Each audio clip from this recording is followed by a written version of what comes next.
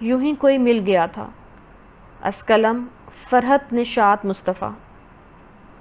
پگھلتی چاندنی میں ڈھلتی رات وقت گزرنے کے ساتھ ساتھ کسی ساحر کے جادو کی مانند اور عروج پہ تھی۔ چاند کسی جھومر کی مانند آسمان کی پیشانی پر ٹکا تھا تو تارے کسی مہجبی کی چادر میں ٹنگے تاروں کی مانند جگمگا رہے تھے۔ چاند کی ہم سفری پہ نازاں جاڑے کی گلابی راتیں یوں بھی سرد سی ہوتی تھیں۔ مہار پہ خنکی بڑھتی جا رہی تھی مگر وہ کسی سنگی مجسمے کی مانند ساکت بیٹھی تھی، جس میں نہ پگھلتی چاندنی کا اثر تھا، نہ کندنی تاروں کا، نہ ماحول پہ چھائی خنکی کا۔ وہ تو بس ایک لمحے میں قید تھی، ایک زمانے کی اسیر، صدیوں پرانی پجارن۔ ایک لمحے میں دل یوں ہاتھ سے نکلا تھا کہ پھر ڈھونڈنے سے بھی نہ ملا۔ وہ بھی کیا زمانہ تھا جب نیلما مختار کی سیاہ آنکھیں اور انابی لبوں کا ایک زمانہ دیوانہ تھا۔ وہ جب کامدار کرتے کے ساتھ تنگ چوڑیوں والا پاجامہ پہن کے ایک ادا کے ساتھ ماتھے پہ ہاتھ لے کر جا کے شکریہ کہتی تو لوگ اس کی ادا پہ دل تھام کے ہی رہ جاتے تھے۔ اور خود نیلما مختار نے دل ہارا بھی تو کس پہ؟ اپنے پورے پنجاب کو چھوڑ کے سرداروں کا بیٹا سردار زریاب خان پہ۔ اس کی سیاہ آنکھیں نیلے سمندروں میں یوں ڈوبی کہ پھر ابھر ہی نہ سکیں۔ نیلما شمع تھی اور اس کے دیوانے پروانے، سارے 1.5 انچ کے تماشائی۔ پوری یونیورسٹی کے سامنے جب اس کا جالی دار دوپٹہ کانٹے دار جھاڑیوں میں الجھ کے تار تار ہوا تو وہ سردار زریاب ہی تھا جس نے اپنے گرم شال کی پناہ میں اسے سمیٹا تھا۔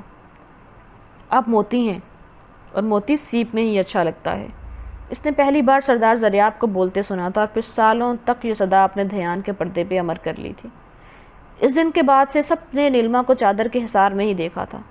اب وہ شمع محفل نہیں، گوہر آبدار تھی، تو سیپ کے حصار میں ہی سب سے محفوظ ہوتا ہے۔ نیلما نے اپنا دل سردار زریاب خان پہ اس کی شکل دیکھ کے نہیں، اس کی اعلیٰ سوچ پہ ہارا تھا۔ فاصلے دھیرے دھیرے قربتوں میں ڈھلنے لگے، سیاہ آنکھیں لامبی پلکوں کی باڑ سے بھی جذبے چھلکانے لگیں تو نیلی آنکھوں کی جگمگاہٹ اور بڑھ جانے لگی۔ اس نے ابا کو زریاب سے ملانا تھا۔ جب ایک سلونی شام میں وہ گلابی پھولوں سے سجے ان کے گھر آیا تھا، ابا کو اس کے جانے کے بعد چپ لگ گئی تھی۔ سارا دن تتلی کی مانند اڑنے والی نیلما تھکے مسافر کی مانند ٹھہر گئی تھی۔ زریاب شادی شدہ ہے، 2 بچے ہیں اس کے۔ نیلما کو لگا ایک شہاب ثاقب اس کی کل کائنات تباہ کر گیا ہے۔ نیلما اسے اپنا بھی لیتی مگر اس شام ہم آپ گینے ہیں۔ دریاب کی زوجہ، وہ ملائی جیسی چہرے والی لڑکی تھی۔ تم دریاب سے شادی کر لو، مجھے کوئی مسئلہ نہیں، مگر ان بچیوں سے ان کا باپ مت چھینو۔ وہ التجا نہیں کر رہی تھی، اسے آگاہ کر رہی تھی تصویر کے دوسرے رخ سے۔ نیلما سن رہ گئی تھی۔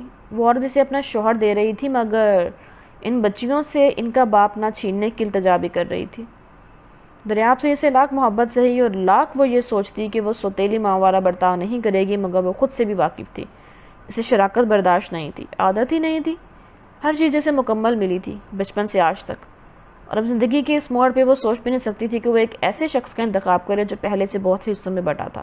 بے شک خدا نے محبت کا رزق محدود رکھا تھا، مگر وہ یہ بھی جانتی تھی کہ اسے ایک ایسے شخص سے جس کے رسم و رواج، روایات اور وہ خود جسے وہ ٹھیک سے جانتی بھی نہیں تھی کیسے رہ پائے گی۔ ساری زندگی اسے دریاب کے ساتھ نہیں رہنا تھا، وہاں اس کے ماں باپ، بہن بھائی، بیوی، بچے بھی تھے، اور وہ جو ان کی محبت میں سب چھوڑ کے جا رہی تھی یہ سن ہی نہیں سکتی تھی کہ اس نے ایک عورت کے گھر ڈاکہ ڈالا ہے، اس نے بچیوں سے ان کا باپ چھینا ہے۔ محبت کی تسبیح تو کڑی بننے سے پہلے ہی ٹوٹنے لگی تھی جب نیلما کو برداشت نہ تھا، اس لیے اس نے بڑی شان سے اپنے راستے اس سے الگ کر لیے تھے۔ وہ عورت تھی سب سے پہلے، اور اس لفظ کو وہ گالی نہیں بنانا چاہتی تھی۔ محبت ایک بھانس کی صورت آج بھی ان کے دلوں میں اٹکتی تھی مگر ضمیر پہ کوئی بوجھ نہ تھا۔ کون تھا وہ جس کے انتظار میں آپ نے سارا جیون تیاگ دیا؟ یہ سوال بہت آنکھوں میں تھا اور جواب صرف نیلما کی سے آنکھوں میں تھا۔ تھا کوئی جو آج بھی دل میں اسی شان سے برا جوان ہے۔ کون تھا؟ اور نیلما ٹوٹے کان جیسی ہنسی کے ساتھ گنگناتی، یوں ہی کوئی مل گیا تھا۔